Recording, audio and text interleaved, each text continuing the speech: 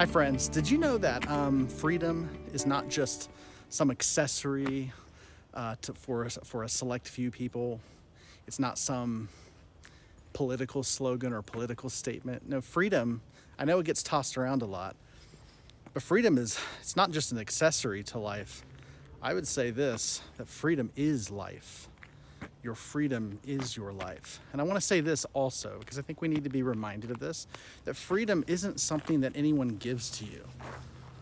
Freedom isn't something that can be taken from you either. No, freedom is inherently yours. Now, freedom can be given away because it is yours to give. And I have found this to be true, okay? And this is really interesting to me. What I have found to be true, that even though freedom is not just an accessory, that it is life itself, I have found that people will willingly trade their freedom fairly quickly and fairly easily when they feel threatened. When people feel like they need to survive and their survival is at stake, people will gladly trade their freedom. I've seen this growing up. I've seen this my whole life. When it comes to finances, money, people would trade their life just for a few dollars to survive. Happens all the time. It's been happening for a long time all over the planet. People will trade their freedom when they feel like their health is on the line, when their security is on the line, when they feel afraid for some reason, okay? So people will trade their freedom for that. But I'm a life coach, as you probably know, if you follow my material. And the main thing I do in coaching is I help people lay access to their inherent freedom. Freedom is vitally important to me. I'm very passionate about it. Okay? So I want to speak a little bit about this. The reason I want to talk about freedom today is because we're approaching the end of 2020, approaching the end of the year.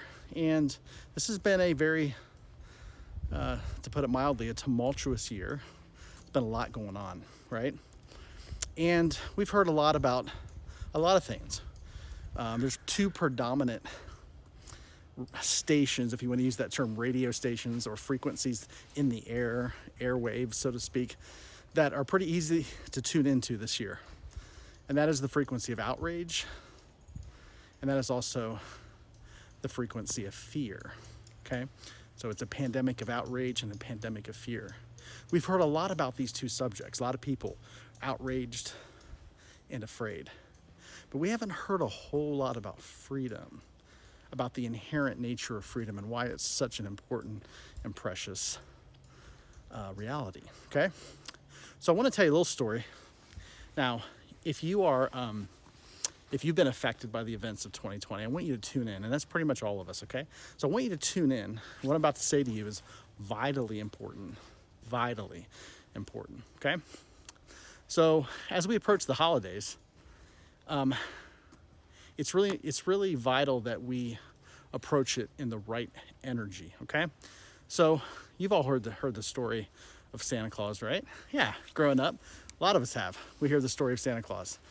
If you're 6 or 7 years old, it could be very real to you. A lot of kids these days, or have been for a long time, very concerned with the status of where they stand on Santa Claus's list. We've been told that Santa Claus has a couple lists, right? A naughty list and a list for all the good kids.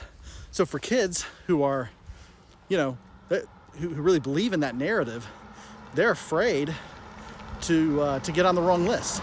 So there's a lot of fear energy, and of course we're told that story so that we will obey and do what we're supposed to do, so that we'll get our presents that we'll get on Christmas, So there's, kids, real for kids. We might look at that as a silly narrative, but for children, that's a real thing that they're expecting, Santa Claus to come once a year, and they have the list, and so he's watching everything you do. And so, if you're doing the right thing, then you'll get presents, and if you're naughty, you won't, So that's a real narrative for people, okay?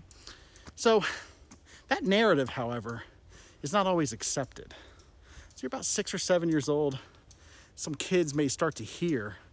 They may hear people talking.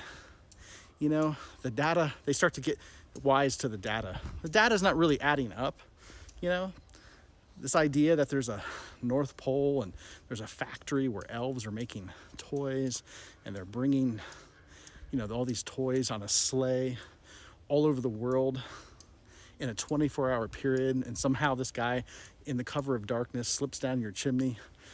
Kids are pretty smart, and they're going, as they get older, more wise, they're like, the data isn't, something just doesn't add up about this narrative. The data is just not adding up, right? They start to question it.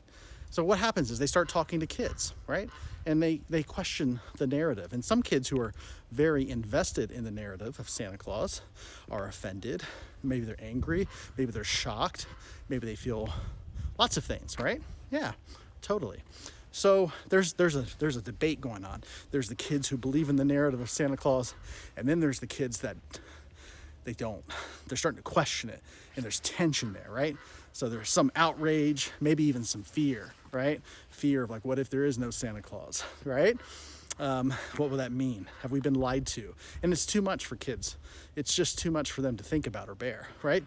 So the other kids who are battling the narrative, they feel like it's their job to upset the apple cart, right? And to tell these other kids that there's no Santa Claus. It's devastating, right? Yeah, so that's a snapshot, okay? I'm telling you this story for a reason. That is a snapshot of what we're experiencing right now. There's a narrative. I don't even want to talk about the narrative. I don't need to. You already know what the narrative is, right? And there's some of us that buy into the narrative of Santa Claus. And I don't mean Santa Claus, but you know what I mean. And there's some of us that they kind of see through it. Yeah, I don't think the story's adding up. I think it's a story meant to control us, right? Okay. So and then there's resistance energy. So if you're watching this today, you're probably in one of those two camps, okay? And I just want to speak to you directly, okay? I want to encourage you. If you're in the camp that buys into the Santa Claus narrative, I'm not talking about Santa Claus, but if you're in the camp that buys into the Santa Claus narrative, that's okay. No judgment. I don't judge you. I respect you. Be well, be safe, do what you have to do. No judgment. But if you're in the camp that does not believe in the Santa Claus narrative, I want to speak directly to you. You don't need to resist the narrative. You don't. It's really important that you don't, actually. Now, I know what you may be saying. So what do I do? Just believe in the narrative? Do I just believe in Santa Claus? Do I buy into that whole thing? No, you don't need to. See, I don't buy into the Santa Claus narrative. I'm not 6 anymore, I'm a grown adult. I don't need to buy into that narrative. It doesn't hold any weight to me. It doesn't hold any water. I don't give it any credence. I just don't. But I will say this. Just because I don't believe in the narrative, and I'm not talking about Santa Claus. I don't believe in the narrative. I'm not resisting it. You know why? Because it's harmless. It's meaningless. I don't empower it. Because whatever you focus on, you energize. Where focus goes, energy flows. And I also want to say this, what you resist persists.